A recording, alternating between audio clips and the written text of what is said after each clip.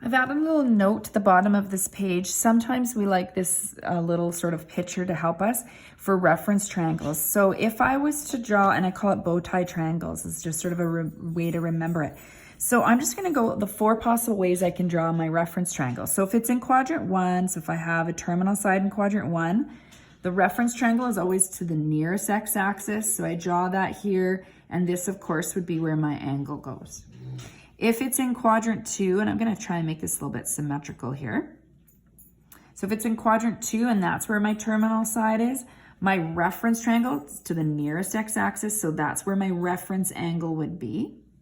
If it's in quadrant 3, I would draw that terminal side, draw it to the nearest x-axis for my reference triangle, and my reference angle would be here to the nearest x-axis. And quadrant 4, here, draw it to the nearest x-axis for my reference triangle, and then that's where the theta r is.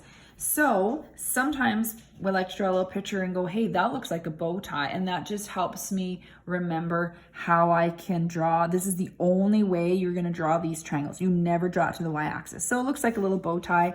Sometimes I have students draw a little picture on scrap paper and they kind of draw like a bow tie, and then they can see that's the 4 ways you can draw the reference triangle. So that may be a helpful tool for you to use in this chapter as well.